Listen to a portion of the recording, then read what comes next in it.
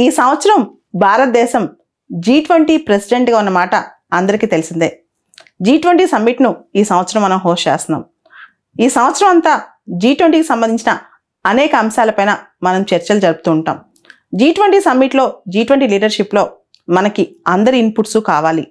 దానికి సంబంధించి global south inputs కోసం 2 రోజుల క్రితం ఒక చక్కటి వర్చువల్ సమ్మిట్ జరిగింది. అదే voice of the global south summit అన్నమాట. దాన్ని మన ఇండియా హోస్ట్ చేస్తుంది. మోడీ గారు దానిలో స్పీచ్ ఇచ్చారు హోస్ట్ దేశంలో ప్రైమ్ మినిస్టర్గా. సో దీనికి సంబంధించి అద్భుతమైన విషయాలు బయటకు వచ్చాయి. అసలు north south divide, south south cooperation, రకరకాల అంశాలు చర్చలోకి వచ్చాయి. సో దీనిలో బేసిక్ థీమ్ మోడీ గారు చెప్పినట్టు ఆనో భద్ర క్రతవో ఎంతు విశ్వతః అంటే let the Nobel thoughts come from all the places from the universe. అంటే గొప్ప గొప్ప థాట్స్, ఐడియాస్ ప్రపంచంలో నలుమూలల నుంచి రానివ్వని. అంటే ఇండియాస్ వాయిస్ అనేది ఎక్కడ వినపడటానికి ముందు, ప్రపంచానికి చాటి చెప్పే ముందు గ్లోబల్ సౌత్ యొక్క వాయిసే ఇండియా వాయిస్ కాబోతోంది. గ్లోబల్ సౌత్ యొక్క ఆలోచనలు, కోరికలే ఇండియా థాట్ని ముందుకు తీసుకెళ్ళబోతున్నాయి. ఇండియా ఆలోచనలు కానీ, ఇండియా G20 ముందు ప్రవేశపెట్టే ప్రణాళికలు కానీ వీళ్ళ దగ్గర నుంచి ఇన్పుట్స్ తీసుకున్న తర్వాతే రాబోతున్నాయి అన్నమాట.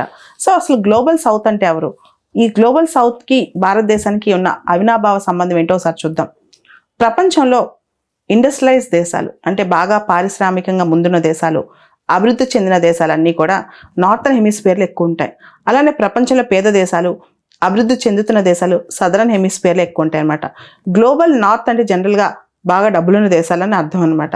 గ్లోబల్ సౌత్ అంటే అభివృద్ధి చెందుతున్న దేశాలు, పేద దేశాలని అర్థం. సో దీనికి సంబంధించి ఎవరైతే అభివృద్ధి చెందుతున్న దేశాలు, పేద దేశాలు ఉన్నారో వీళ్ళందరూ చాలా దేశాలు అలీనోద్యమంలో భాగంగా ఉన్నారు.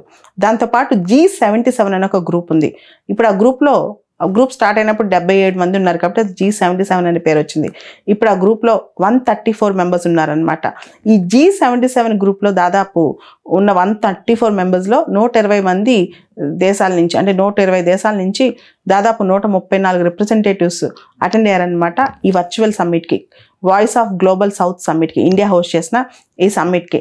ఈ సమ్మిట్లో చాలా విషయాలే చర్చలోకి వచ్చాయి. మోడీ గారు చాలా విషయాలు చెప్పడం జరిగింది. ముఖ్యంగా ఈ సమ్మిట్ ఎందుకు మనం హోస్ట్ చేసామంటే రియల్ పాలిటిక్స్ సంబంధించి గ్లోబల్ సౌత్ యొక్క థాట్స్ని ఒక కొత్త అధునాతనంగా తీసుకొచ్చి దాంతోపాటు సౌత్ సౌత్ కోఆపరేషన్ని కొంత ఎంతూజియాస్టిక్గా ముందుకు తీసుకెళ్లాలని, దాంతోపాటు అభివృద్ధి చెందుతున్న దేశాల యొక్క స్ట్రాటజీస్ కూడా కోఆర్డినేటెడ్గా అంటే సంయుక్తంగా ఉండాలి. దాంతోపాటు ఈ ఎకానమీస్ అయితే గ్లోబల్ సౌత్లో ఉన్నాయో, ఇప్పుడు సౌత్ ఆఫ్రికా కానివ్వండి, బ్రెజిల్ కానివ్వండి, ఇట్లాంటి ఆర్థిక వ్యవస్థలు కూడా అనుసంధానంతో ముందుకెళ్ళాలి అనే ఆలోచనతో దీన్ని తీసుకొచ్చారు. దీనిలో భాగంగా మన పొరుగు దేశాలైన బంగ్లాదేశ్ కానీ, కాంబోడియా, తర్వాత ఆఫ్రికా నుంచి మొజాంబిక్ లాంటి దేశాలు, గుయానా లాంటి దేశాలు, సెనెగల్ ఇలాంటి చాలా దేశాలు, వియత్నాం, ఇలా రకరకాల దేశాలు అటెండ్ అయ్యాయి అనమాట ఈ సమ్మిట్కి. సో మోడీ గారు ఓపెనింగ్ సెషన్లో ముఖ్యంగా డెవలపింగ్ కంట్రీస్ వాళ్ళ యొక్క రాజకీయంగా, ఫినాన్షియల్గా వాళ్ళ గవర్నెన్స్ మార్పు ఎలా తీసుకురావాలి, అదేవిధంగా గ్లోబల్ నార్త్కి గ్లోబల్ సౌత్కి మధ్య ఉన్న డిస్పారిటీస్ ఎలా ఎలిమినేట్ చేయాలనే దాని మీద కూడా మాట్లాడారు. ముఖ్యంగా నార్త్ సౌత్ డివైడ్ అనే అంశం మీద ఎక్కువగా ప్రస్తావన వచ్చిందనమాట. నార్త్ సౌత్ డివైడ్ అంటే మీరు ఆర్థికంగా చూసుకున్నా, టెక్నాలజీ పరంగా చూసుకున్నా, లేకపోతే హంగర్ ఇండెక్స్ లాంటి వాటిలో చూసుకున్నా, సస్టైనబుల్ డెవలప్మెంట్ గోల్స్ చూసుకున్నా, అభివృద్ధి దిశగా చూసుకున్నా సరే గ్లోబల్ నార్త్ చాలా ముందుంది. సౌత్ ఏమో ఆకలితో, లేకపోతే పేదరికంతో, ఆర్థికపరమైన అసమానతలతో, టెక్నాలజీ లేక, క్లైమేట్ చేంజ్ ఎఫెక్ట్స్ వీళ్ళ మీద ఎక్కువ పడి వీళ్ళు ఇంకా చాలా దిగజారిపోతున్నారు అనమాట. సో ఈ బ్రిడ్జ్ని, ఈ గ్లోబల్ నార్త్కి గ్లోబల్ సౌత్కి ఒక అనుసంధానాన్ని క్రియేట్ చేసి సౌత్ కూడా కొంత నార్త్ నుంచి బెనిఫిట్ అయ్యే విధానంలో ముందుకు తీసుకెళ్ళటం కూడా ఈ సమ్మిట్లో ఒక లక్ష్యం అనమాట. నార్త్ సౌత్ డివైడ్ని కొంచెం తగ్గించడం, అంటే ధనిక దేశాలకి పేద దేశాలకి మధ్య ఉన్న ఆ తేడాని, ఆ తారతమ్యాల్ని కొంచెం తగ్గించడం కూడా ఒకటి అనమాట. సో ఇందాక చెప్పుకున్నట్టు దాదాపు 120 దేశాలు ఈ వర్చువల్ సమ్మిట్లో అటెండ్ అయ్యాయి. ఇండియా హోస్ట్ చేస్తుంది. ముఖ్యంగా కోల్డ్ వార్ ఎండ్ అయిపోయిన తర్వాత, అంటే 1991 తర్వాత భారతదేశం గ్లోబల్ సౌత్తో ఇంటరాక్షన్ తగ్గించింది అనే ఒక అభియోగం భారతదేశం మీద ఉంది. అంటే తన పొరుగున్న దేశాలు, అంటే పక్కన ఉన్న దేశాలు కాకపోయినా గ్లోబల్ సౌత్, అది లాటిన్ అమెరికా కావచ్చు, ఆఫ్రికా కావచ్చు, ఆసియాలోని ఇతర దేశాలతో ఇండియా ఎక్కువగా ఇంటరాక్షన్స్ తగ్గించింది అని అంటుంటారు. దాంతోపాటు ఇండియా బిగ్ పవర్స్ అంటే చైనాతో కానీ, రష్యాతో కానీ, అమెరికాతో కానీ ఇట్లాంటి దేశాలతో తన ఇంటరాక్షన్ పెంచుకుంది. ఈవెన్ ఈ మధ్య కాలంలో చూస్తే నైబర్హుడ్తో కూడా ఇంటరాక్షన్ పెంచుకుంది. కానీ కంప్లీట్గా గ్లోబల్ సౌత్ని దూరం చేసింది అనే మాట మాత్రం చాలామంది అంటున్నారు అనమాట. ముఖ్యంగా ఇండియా అలీనోద్యమానికి దూరం అవుతుంది. ఇండియా ఫౌండింగ్ ఫాదర్ మనకు తెలుసు, నాన్ అలైన్మెంట్ మూవ్మెంట్కి, దానికి కూడా ఇండియా దూరం అవుతుందనే అభియోగం కూడా ఇండియా మీద ఉందన్నమాట. సో చాలాసార్లు మన foreign policy experts MK Narayanan లాంటి వాళ్ళు కూడా చెప్పారు, మల్టీపోలార్ వరల్డ్ దిశగా మనం వెళ్తున్నాం. మల్టీపోలార్ వరల్డ్ దిశగా వెళ్తున్నప్పుడు మనం కేవలం గ్లోబల్ నార్త్ పైనే డిపెండ్ అవ్వకూడదు, గ్లోబల్ సౌత్లో కూడా రకరకాల ఇండియా లీడర్షిప్ రోల్ ప్లే చేయాలి, రకరకాల దేశాలతో కలిపి ముందుకెళ్ళి అని చెప్పి. సో గ్లోబల్ సౌత్ కూడా ఇండియా వైపు చూస్తోంది. ముఖ్యంగా మన కోవిడ్ టైంలో ఇండియా వాళ్ళకి ఎలా హెల్ప్ చేస్తుంది, టెక్నాలజీ విషయంలో ఎలా హెల్ప్ చేస్తుంది, ఇండియా ఒక నాయకత్వం లక్షణం దేశంగా ముందుకెళ్తున్న తరుణంలో గ్లోబల్ సౌత్ కూడా ఇండియా నుంచి కొంత ఆశిస్తుంది అనమాట. మనం ఒకసారి చూస్తే రష్యా, చైనా, అమెరికా లాంటి దేశాలు పవర్ పాలిటిక్స్లో నిమగ్నం అయిపోయి ఉంటే గ్లోబల్ సౌత్ అందరూ కూడా ఈ దేశాలపైన కాకుండా ఇండియా ఇంకా చూస్తున్నారు, ఇండియా కొంత లీడ్ తీసుకుంటుంది కదా అని చెప్పి. మనం ఈ మధ్య గమనించిన వ్యాక్సిన్స్ కానీ, టెక్నాలజీ ట్రాన్స్ఫర్స్లో కానీ వీటన్నిటిలో India how it is helping అని. సో దీనిలో భాగంగా పిఎం మోడీ గారు మొన్న జరిగిన global south voice of global south సమ్మిట్లో చాలా వ్యవస్థల గురించి మాట్లాడారు, కొత్త వ్యవస్థల్ని ఇనిషియేట్ చేశారనమాట ఆయన. అంటే వ్యవస్థల ప్రపోజల్స్ కూడా తీసుకొచ్చారు. ముందుగా మోడీ గారు global south centre of excellence అని చెప్పి ఒక వ్యవస్థ గురించి మాట్లాడారు. Global south centre of excellence అంటే ఒక రీసెర్చ్ అండ్ డెవలప్మెంట్ సొల్యూషన్స్ ఇచ్చే, అంటే రకరకాల గ్లోబల్ సౌత్లో ఉన్న బెస్ట్ ప్రాక్టీసెస్ని తీసుకొచ్చి మిగతా దేశాలు ఎమ్యులేట్ చేస్తే కొన్ని మార్పులతో ఎలా ఉంటుందనే దాని మీద ఒక సెంటర్ స్టడీ చేయడానికి అనమాట. ఆ సెంటర్ పేరే global south centre of excellence అని చెప్పి.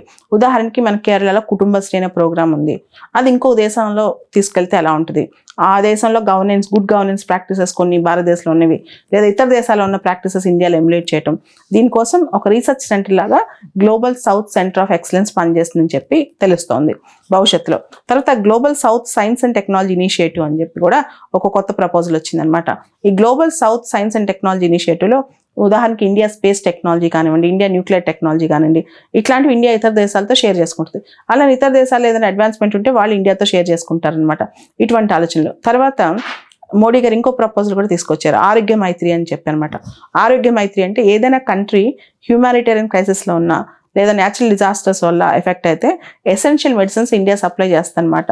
అదే ఆరోగ్య మైత్రి. మీరు గమనించి ఉంటారు, మనం కోవిడ్ టైంలో వ్యాక్సిన్ మైత్రి అని స్టార్ట్ చేస్తాం, అదే అలాంటిదే ఆరోగ్య మైత్రి కూడా ఇండియా లీడ్ చేద్దాం అనుకుంటుంది.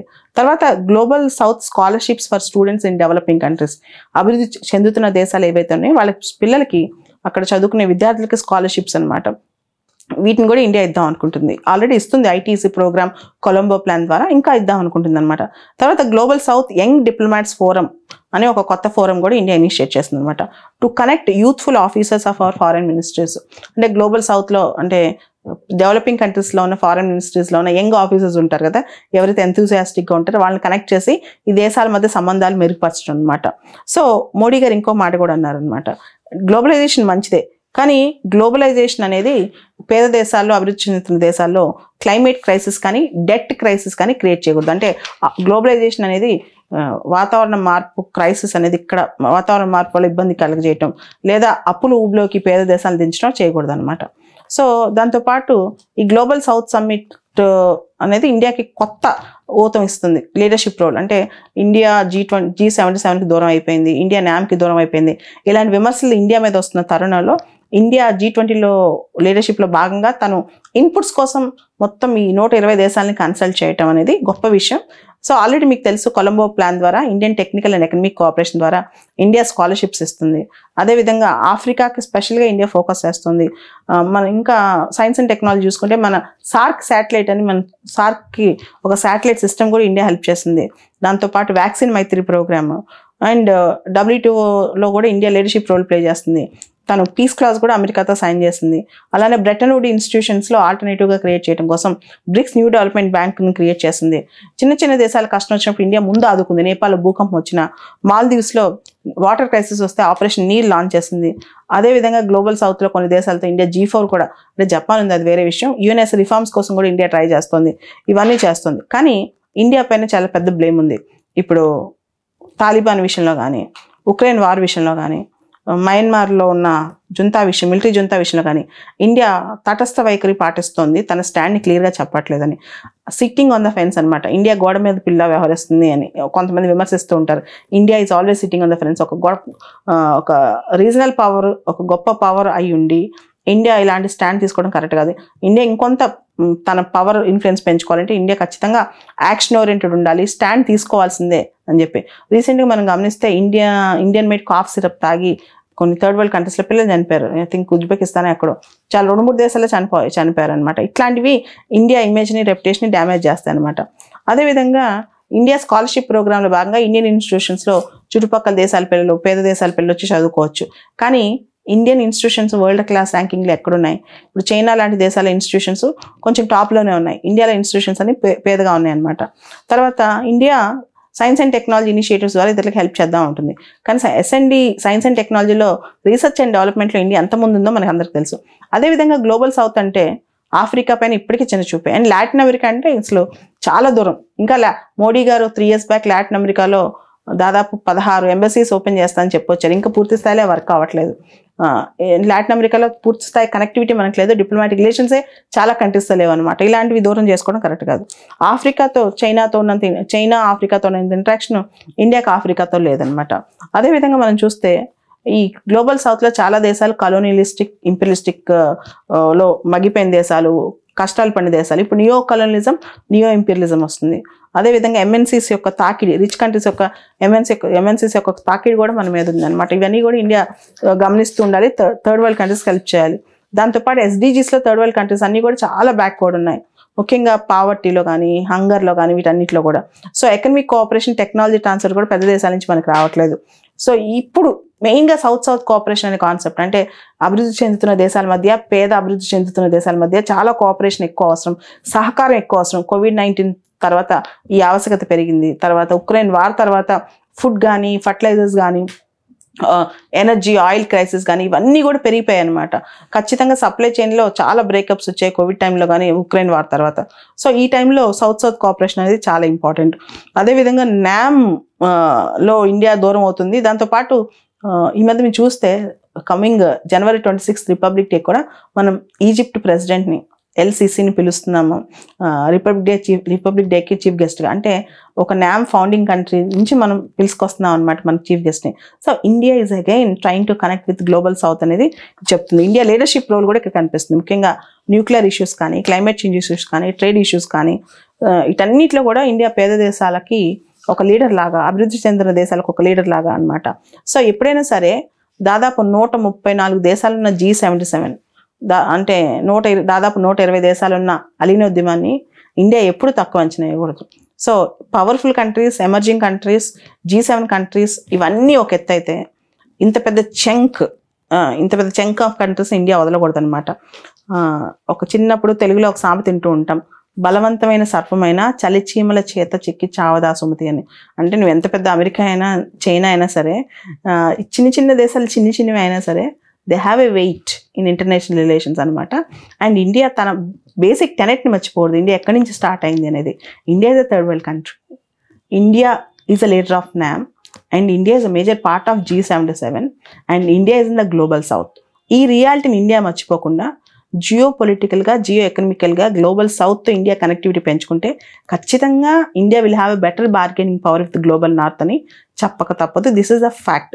చైనాని కౌంటర్ చేయాలన్నా, అమెరికా, రష్యా దృష్టిలో ఇండియా స్ట్రాంగ్ పవర్ అనిపించుకోవాలన్నా, India should lead the third world country. ప్రపంచంలో 4/3 జనాభా ఈ దేశాల్లో ఉన్నప్పటికీ కూడా అభివృద్ధి ఫలాలు ప్రపంచంలో ఏదైతే టెక్నాలజికల్గా, ఆర్థిక పరంగా ముందుకెళ్ళామో ఆ ఫలాలు థర్డ్ వరల్డ్ కంట్రీస్కి అందట్లేదని చెప్పి మోడీ గారు అంటూ 4R ఎజెండా అనేది ఒకటి తీసుకొచ్చారనమాట. గ్లోబల్ ఎజెండా ఆఫ్ 4R, 4 Rలు. Respond, recognise, respect, reform. Respond అంటే గ్లోబల్ సౌత్ని ఇంక్లూజివ్గా, బ్యాలెన్స్డ్గా డెవలప్ చేయడానికి ప్రయారిటీస్ సెట్ చేయాలి. గ్లోబల్ సౌత్ ఒక ప్రయారిటీ అవ్వాలని. తర్వాత రికగ్నైజ్, గ్లోబల్ సౌత్కి CBDR ప్రిన్సిపల్స్, మీ అందరికి తెలిసి ఎన్విరాన్మెంట్లో మనకు ఒక ప్రిన్సిపల్స్ ఉన్నాయి, common but differentiated responsibility principles అని చెప్పి. అంటే ఎన్విరాన్మెంట్ కానీ దేనికైనా సరే ప్రపంచవ్యాప్తంగా అందరికీ రెస్పాన్సిబిలిటీ ఉంది, కానీ డెవలప్డ్ కంట్రీస్ ఎక్కువ రెస్పాన్సిబిలిటీ తీసుకోవాలి డెవలపింగ్ కంట్రీస్ కన్నా అని చెప్పి. తర్వాత రెస్పెక్ట్, సోవనిటీ ఆఫ్ ద నేషన్స్, చిన్న దేశమైనా పెద్ద దేశమైనా సార్వభౌమ అధికారాలని, సార్వభౌమత్వాన్ని గుర్తించుకోవాలి. అదేవిధంగా ప్రపంచంలో ఉన్న కాన్ఫ్లిక్ట్స్ని పీస్ఫుల్గా రిజాల్వ్ చేయాలన్నమాట. తర్వాత రిఫార్మ్, 4Rలో 4ది రిఫార్మ్ అనమాట. రిఫార్మ్ అంటే UN లాంటి ఇన్స్టిట్యూషన్స్ని రిఫార్మ్ చేస్తూ మోర్ ఇంక్లూజివ్గా చేయాలి. So respond, recognise, respect and reform, ఈ 4Rsని థర్డ్ వరల్డ్ కంట్రీస్ ఎజెండాగా మోడీ గారు ప్రకటించారు. దాంతోపాటు ఈ వాయిస్ ఆఫ్ గ్లోబల్ సౌత్ సమ్మిట్లో మోడీ గారిని ఒక క్వశ్చన్ అడిగారు అనమాట చాలా మంది జర్నలిస్టులు. ఈ వాయిస్ ఆఫ్ గ్లోబల్ సౌత్ అనేది G77కి ఆల్టర్నేటివా లేదా NAMకి ఆల్టర్నేటివా, ఇలాంటి ఆలోచనలు వస్తున్నాయా బయటికి అని. కానీ మోడీ గారు అన్నారు, ఇది ఏది ఆల్టర్నేటివ్ కాదు, ఆల్రెడీ ఎగ్జిస్టింగ్ ఉన్న ఇన్స్టిట్యూషన్స్ను, గ్లోబల్ సౌత్ ఇన్స్టిట్యూషన్స్ను మేము రెస్పెక్ట్ చేస్తాం. ఇది ఏంటంటే గ్లోబల్ సౌత్ యొక్క వాయిస్ని ఇంకా బయటికి తీసుకురావడానికి అంతవరకు మాత్రమే అని చెప్పి మోడీ గారు చెప్పడం జరిగింది.